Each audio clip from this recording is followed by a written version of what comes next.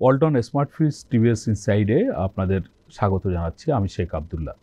Walton is a global brand. World class innovation নিয়ে ওয়ালটন এখন দেশের সীমানা পেরিয়ে পৌঁছে গিয়েছে 50টিরও বেশি দেশে।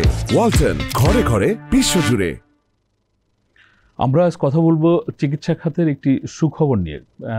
সুখবরই বলতে হবে যে আমাদের দেশে যে ধরনের চিকিৎসা হয় না সেই ধরনের একটি চিকিৎসা সরকার শুরু করার পরিকল্পনা করেছে। লিভার ট্রান্সপ্লান্ট বা যকৃৎ প্রতিস্থাপন। আমাদের দেশে এই চিকিৎসাটি খুব সামান্যভাবেই হয়েছে বেশ আগে। 2020 সালের পরের থেকে পুরোপুরিভাবে বন্ধ আছে। দেশের ইতিহাসে মাত্র 3টি ট্রান্সপ্লান্টের ঘটনা আছে, তাছাড়া আর কিছু নেই। এবং সরকার এখন ভাবছে যে নতুন করে এটি কিভাবে করা যায়। বাংলাদেশের চিকিৎসা খাত নিয়ে নানান ধরনের অভিযোগ আছে, সেটা যেমন সত্য, আবার আমাদের দেশের চিকিৎসা খাতে ভালো ভালো কিছু অগ্রগতি আছে, সেটিও সত্য। সেরকমই একটি অগ্রগতি বলা যেতে পারে যে সরকারের এই উদ্যোগটি। সরকার এখন বিশ্বের কয়েকটি দেশের সঙ্গে আলোচনা করছে কিভাবে তাদের দেশ থেকে চিকিৎসক বাংলাদেশে নিয়ে এসে লিভার ট্রান্সপ্লান্ট করা যায়। প্রাথমিকভাবে একটি সরকারি এবং একটি বেসরকারি হাসপাতালে এই কার্যক্রমটি পরীক্ষামূলকভাবে অথবা পাইলট প্রকল্প হিসাবে সরকার শুরু করবে, সেই পরিকল্পনা নিয়েছে। এর সুবিধাগুলো কি হবে, আমাদের দেশে লিভার সংক্রান্ত রোগীর বর্তমান চিকিৎসাগুলো কেমন হয়, বা বিদেশে গিয়ে যারা লিভার ট্রান্সপ্লান্ট করেন তাদের খরচ কেমন হয়, এই সব কিছু নিয়ে টিভিএসে একটি বিশেষ প্রতিবেদন প্রকাশিত হয়েছে। প্রতিবেদনটি করেছেন আমাদের সহকর্মী স্টাফ করেসপন্ডেন্ট তাওসিয়া তাজমিম। আমরা তার কাছ থেকে আজকে সরকারের পরিকল্পনাটি বিস্তারিত শুনব। তাওসিয়া, আপনাকে স্বাগত জানাচ্ছি। আপনার যে স্টোরি, আপনি বলছেন যে সরকার লিভার ট্রান্সপ্লান্ট করার জন্য একটি পরিকল্পনা করেছে। ভারত, পাকিস্তান, তুরস্কের মতো দেশের সঙ্গে এই বিষয়ে একটি সমঝোতা স্মারক করবে। পরিকল্পনাটা আসলে সরকারের কি? সরকার চাচ্ছে যে দেশে লিভার ট্রান্সপ্লান্ট চালু মানে আবার শুরু করার। আপনি যেটা শুরুতে বললেন যে আমাদের দেশে খুব সীমিত পরিসরে কয়েকটা ট্রান্সপ্লান্ট হয়েছিল, তো এখন লিভার ট্রান্সপ্লান্ট আবার যাতে শুরু করা যায় সে কারণে মানে সরকারিভাবে সেরকম ফ্যাসিলিটিস এখনও রেডি নাই, কিন্তু বারডেম হসপিটালে লিভার ট্রান্সপ্লান্ট এর আগে হয়েছিল। সে কারণে সরকার বারডেমকে একটু সহযোগিতা করতে চাচ্ছে। এবং আপনি জানেন যে সরকারি একটি গ্যাস্ট্রো লিভার হসপিটাল আছে, জাতীয় গ্যাস্ট্রো লিভার হসপিটাল, তো সেখানে সরকার এটা শুরু করবে। তো এখন আপনি যেটা বললেন যে টেকনোলজি ট্রান্সফার, সেটা হলো যে এই তুরস্ক, পাকিস্তান, ভারত এই দেশগুলো থেকে যে বিশেষজ্ঞ চিকিৎসক আসবে এবং তারা এসে এখানে আমাদের টিম থাকবে, সেই টিমকে সাপোর্ট দিবে তারা, এবং এখানে শেখাবে। বা একটা টিম এসে কয়েক মাস থেকে কয়েকটা অপারেশন করে চলে যাবে, মানে এভাবে সরকার রেডি হচ্ছে। এবং আমরা সরকারের সঙ্গে কথা বলে যেটা জেনেছি স্বাস্থ্য মন্ত্রণালয়ের ঊর্ধ্বতন কর্মকর্তাদের সঙ্গে, যে বারডেমে যেহেতু ফ্যাসিলিটিস রেডি আছে, সেখানে চালু হতে 2.5 থেকে 3 মাস সময় লাগবে লিভার ট্রান্সপ্লান্ট শুরু হতে আবার। আর শেখ রাসেল গ্যাস্ট্রো লিভার যে হসপিটালটা আছে সেখানে এটা শুরু হতে 4 থেকে 5 মাস সময় লেগে যেতে পারে। আচ্ছা তাওসিয়া, একটা ব্যাপার একটু বুঝাই বলেন যে লিভার ট্রান্সপ্লান্ট একজন মানুষের আসলে কখন দরকার হয়? বাংলাদেশে এই ধরনের রোগের সংখ্যা বা রোগীর সংখ্যা কেমন? লিভার ট্রান্সপ্লান্ট আসলে দরকার হয় যখন সিরোসিস হয়ে যায় একজন রোগীর, বা লিভার ক্যান্সার হয়ে যায়, তখন ট্রান্সপ্লান্টের দরকার হয়। লিভার ট্রান্সপ্লান্টের রোগী যে আমাদের অনেক বেশি, সেটা এক্সাক্ট ডাটা আমাদের কাছে নাই, কিন্তু আমাদের লিভারের কোনো না কোনো লিভারের রোগে ভুগছে 1 কোটির মতো রোগী, এবং এর মধ্যে 15 থেকে 20% রোগী লিভার সিরোসিসে ভুগছে বলে বিশেষজ্ঞরা জানিয়েছে। তো আমাদের যে লিভার ট্রান্সপ্লান্টের দরকার হয় না এমন না। আমরা জানি যে প্রতি বছর আমাদের একটা বড় অংশের রোগী বিদেশে, বিশেষ করে পার্শ্ববর্তী দেশ ভারতে যায় ট্রান্সপ্লান্ট করতে। এবং লিভার ট্রান্সপ্লান্ট না হওয়া, সবার তো আর সামর্থ্য হয় না দেশের বাইরে যাওয়ার, কারণ বাইরে চিকিৎসা করতে গেলে শুধু ওটা চিকিৎসার খরচ না, একটা ট্যুরিজম আর কি, অনেক খরচ, যাতায়াত খরচ, এবং রোগীর সঙ্গে একজন যেতে হয়, তার আবার সময়েরও একটা বিষয়, সব মিলে অনেক খরচ পড়ে যায়। যে আমি বিশেষজ্ঞদের সঙ্গে যখন কথা বলেছি তখন বলেছে যে ভারতেও এই ট্রান্সপ্লান্ট করতে অনেক, মানে 70 লাখ থেকে 1 কোটি টাকাও খরচ হয়ে যায় রোগী ভেদে। তো বাংলাদেশে যদি এটা শুরু করা যায়, একটা হলো যে রোগীদের ভোগান্তিটা কমবে এবং খরচটা সরকার থেকে এখনও নির্দিষ্ট খরচটা জানায়নি, কিন্তু আনুমানিক 30 লাখের বেশি লাগতে পারে।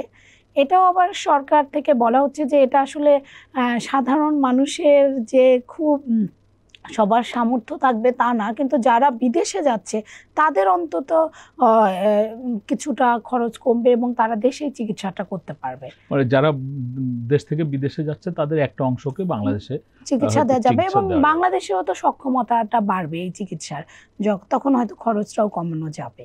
আপনার স্টোরিতে যে আপনি বলছেন যে বারডেম দিয়ে শুরু করবে, বারডেম মানে আপনিও বলছেন যে আগে থেকে তাদের অভিজ্ঞতা আছে, কিন্তু এখন কি রেগুলার লিভার ট্রান্সপ্লান্ট না হলেও লিভারের মানে কোন পর্যায়ে ট্রিটমেন্ট বারডেম থেকে রোগীরা পায়? বারডেম শুধু বারডেম না, আমাদের যে বাংলাদেশ মেডিকেল বিশ্ববিদ্যালয়, গ্যাস্ট্রোলিভার হসপিটাল, এই সবগুলোতে লিভারের চিকিৎসা হয়। লিভার সিরোসিসের রোগীরাও বাংলাদেশে চিকিৎসা নিচ্ছে, এভার কেয়ার হসপিটালে নিচ্ছে। লিভারে তো বিভিন্ন ধরনের রোগ আছে, আমাদের এখানে হেপাটাইটিসের রোগী অনেক বেশি, হেপাটাইটিস বি, সি, বিভিন্ন ভাইরাসের, লিভার সিরোসিসের রোগীও বাড়ছে। আর আপনি জানেন যে লিভারের একটা রোগ আমাদের এখন বাড়ছে, fatty liver disease. Fatty liver, এই ট্রিটমেন্টগুলো দেশেই হয় মানে, কিন্তু ট্রান্সপ্লান্ট একটা মেজর সার্জারি। ট্রান্সপ্লান্ট হচ্ছিল এবার বারডেম হসপিটালে 2010 সালে শুরু হয়েছে, 10 সাল, 11 সাল এবং 20 সালে হয়েছিল। 20 সালে কোভিড এসে তো অনেক কিছু পরিবর্তন করে, তখন ট্রান্সপ্লান্টটা বন্ধ হয়ে যায় এবং তারপর থেকে আর শুরু হয়নি। তো বারডেমের যে ট্রান্সপ্লান্ট করেছেন ডাক্তার মোহাম্মদ আলী, উনি বাংলাদেশে প্রথম ট্রান্সপ্লান্ট শুরু করে, লিভার ট্রান্সপ্লান্ট। তো ওনার সঙ্গে আমি কথা বলেছিলাম, উনি বলেছে আসলে এটা হলো জনবল সক্ষমতা আমাদের একটা বড় সমস্যা, কারণ এখানে দুটা দক্ষ টিম লাগবে, একসঙ্গে অপারেশনটা করবে। এত এক্সপার্ট জনবলের সংকট আছে আমাদের, সে কারণে একটা এই ট্রান্সপ্লান্টটা থেমে গেছে এবং আর্থিক অনেক কারণ আছে। এবং দুইটা দক্ষ টিম কেন? একজন যার লিভারটা নিবে সেখানেও তো সার্জারি, একসঙ্গে দুটো মানে সার্জারি, যার লিভার ক্ষতিগ্রস্ত হয়েছে তাকে একটা এবং ডোনারেরও একসঙ্গে দান করবেন, তারও একসঙ্গে সার্জারিটা করতে হবে। এবং অনেক আইসিইউ থেকে, এটা তো অনেক বড় অপারেশন, ট্রান্সপ্লান্টে একটা জটিল অপারেশন। তো এই কারণে টিমের একটা জনবল সক্ষমতাটাই মূল সমস্যা। এটা আমাদের এখানে কি এই ধরনের জনবল তৈরি করার কোনো প্রশিক্ষণ ব্যবস্থা আমাদের যে মেডিকেল কলেজ হসপিটালগুলো আছে সেখানে কি আছে? প্রশিক্ষণ যখন ট্রান্সপ্লান্ট শুরু করে, কারণ আমাদের কিডনি ট্রান্সপ্লান্ট কিন্তু হচ্ছে বাংলাদেশে, কিডনি ট্রান্সপ্লান্ট প্রতি সপ্তাহে আমাদের সিকেডি হসপিটাল আছে, সেখানে হচ্ছে, কিডনি ইনস্টিটিউটে মাসে কয়েকটা করে হচ্ছে, কিডনি ফাউন্ডেশনে হয়, বাংলাদেশ মেডিকেল বিশ্ববিদ্যালয় হয়, কিডনি ট্রান্সপ্লান্ট হচ্ছে। তার মানে ট্রান্সপ্লান্টে যখন আমাদের তো বিশেষজ্ঞ ডাক্তার আছে, আমাদের লিভারের ডাক্তার আছে, সরকার চাইলে এবং সহায়তা দিলে ট্রান্সপ্লান্টের টিম তৈরি করা খুব বেশি জটিল কিছু হবে না। এবং সরকারের এই উদ্যোগটা যে বিদেশ থেকে দক্ষ চিকিৎসক আনা এবং টেকনোলজি ট্রান্সফার করা, এটা হয়তো কয়েক মাস বা হয়তো বছরখানেক এরকম করলে হয়তো টিম তৈরি হয়ে যাবে আমাদের। বাংলাদেশের রোগীর যে পরিমাণ লিভার সিরোসিস বা এই যাদের ট্রান্সপ্লান্ট দরকার হয়, আপনি বলছেন যে 1 কোটি বা তার বেশি রোগী আছে, মানে যদি জনসাধারণ ধরি যে 17 কোটি, তাহলে প্রতি 17 জনে একজন রোগী আছে যার লিভার সংক্রান্ত সমস্যা আছে। তাদের মধ্যে হচ্ছে প্রায় 15 থেকে 20% আপনি বলছেন যে লিভার সিরোসিস, মানে এটা প্রায় 15 লাখ বা 20 লাখ লোক আছে প্রতি বছর যাদের হচ্ছে লিভার সিরোসিস হয়ে যাচ্ছে। এটা তো একটা ভয়ানক তথ্য আর কি, যে এত মানুষের লিভার সিরোসিস হচ্ছে। এদের সবাইকে তো আর দেশে নিশ্চয়ই সেবা দেওয়ার সুযোগ এই মুহূর্তেই হবে না। এরকম যদি দিতে হয় তাহলে বাংলাদেশের মানে সক্ষমতাটা আসলে মানে কোন পর্যায়ে নেওয়া দরকার বলে আপনি মনে করেন? লিভার সিরোসিসের যে সবার ট্রান্সপ্লান্ট লাগবে এমন না, আবার লিভার ক্যান্সার আছে, লিভার ক্যান্সারের রোগীও বাড়ছে এবং আপনি জানেন যে লিভারের রোগীও আমাদের বেড়ে যাচ্ছে। শুধু লিভার না, আমাদের সব ধরনের নন কমিউনিকেবল ডিজিজ বেড়ে যাচ্ছে আমাদের দেশে। তো সক্ষমতা যেটা বিশেষজ্ঞ চিকিৎসকরা বলে এবং আমরাও দীর্ঘদিন ধরে নিউজ করতে গিয়ে যেটা জানি যে হলো হসপিটাল বানিয়ে আপনি রোগ থামাতে পারবেন না। এই নন কমিউনিকেবল ডিজিজ এগুলো প্রতিরোধযোগ্য রোগ, এগুলো প্রতিরোধ করতে হবে যাতে রোগটা না হয়। কারণ যত রোগী বাড়বে তো কত হসপিটাল বানানো যায়, কিন্তু তারপরেও একটা হলো যে এই রোগগুলোকে প্রতিরোধে সরকারকে গুরুত্ব দিতে হবে, যেটাতে হেপাটাইটিস যাতে না হয়। হেপাটাইটিস হলে হেপাটাইটিস বি বা সি ভাইরাস হলে হেপাটাইটিসের যে ভ্যাকসিন কিন্তু খুব এটা ভালো ভূমিকা রাখে। যে কোনো হেপাটাইটিস হয়নি, হেপাটাইটিস বি ভ্যাকসিনটা দিয়ে দিলে কিন্তু লিভার সিরোসিসের ঝুঁকিটা অনেক কমে যায়। তো এটার জন্য প্রচারণা অনেক দরকার, কারণ ভ্যাকসিন আমাদের দেশে আছে এবং খুব বেশি দাম না, ৩-৪ হাজার টাকার মধ্যেই ভ্যাকসিনটা পাওয়াও যায়। এটা দিলে একটা মানুষের লিভার সিরোসিসের ঝুঁকিটা কমে যায়।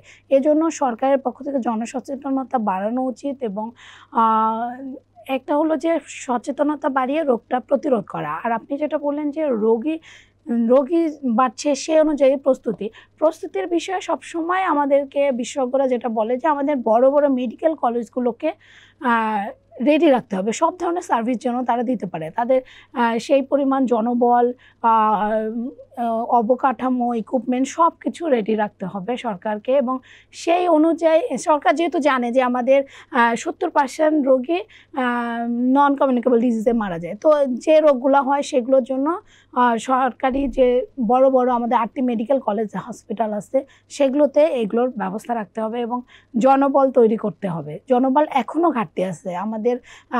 প্রত্যেকটা আপনি কিছুদিন আগে একটা রিপোর্ট করেছিলেন যে কার্ডিয়াক ট্রিটমেন্ট নিয়ে, সেখানেও দেখেছি যে আমরা বিশেষজ্ঞ চিকিৎসক সংকট আছে।